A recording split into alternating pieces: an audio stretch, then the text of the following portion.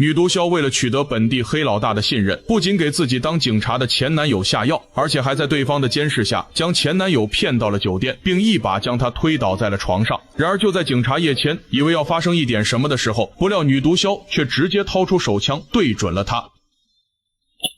你是卧底啊？我说我不是，你信吗？如果你是我的话，你信吗？赚钱的方式有这么多种，你为什么要选择这个？叶谦本打算劝前女友改邪归正，却不料丹青竟直接拿枪对准了他。不过叶谦却一点也不担心他会开枪，因为他知道丹青之所以主动来找自己，目的就是为了拉自己下水。只是让他怎么都不会想到的是，酒店的房间竟早就被本地黑帮安装了监控，两人在房间的一举一动都在对方的掌控之中。虽然叶谦并不知道隔墙有耳，但接下来的一番话却立马就让爆黑的人对他来了兴趣。我就是知道禁毒局的邻居是我舅舅，想在湾南干这事儿，能帮到你的人也只有我，需要我的帮助吗？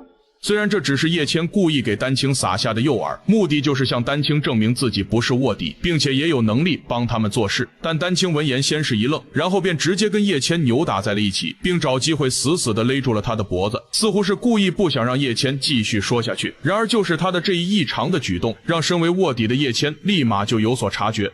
无论你是谁，我都不会介意的。就这样，两人便默契地达成了协议。随后，叶谦在将丹青目送到奥迪车上离开后，他便立马给上级领导打去了电话。饵放出去了，报会肯定也收到了。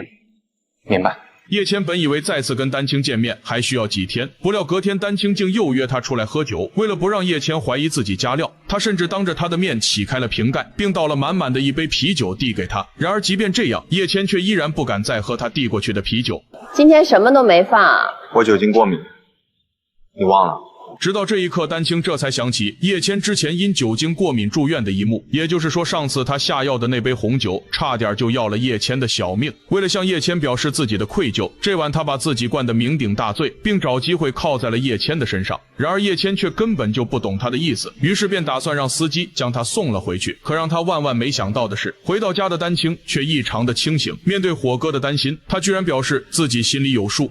这人心啊，都是肉长的，感情不是用来玩的，心里有数吗？虽然此时火哥醋意大发，但奈何丹青表示只是为了获得爆黑的信任，所以无奈的他也只好发牢骚后便选择了离开。果然很快爆黑就在小弟那里得到了叶谦舅舅的消息。虽然他们经过调查发现叶谦的身份并没有问题，但是身为本地最大的贩毒集团，爆黑怎么也不可能会直接跟警方的人合作，于是便打算利用火哥的人再次试探叶谦。如果是呢，我们就切断跟阿火所有的联系；如果不是呢，没有价值的东西在那几个人手上，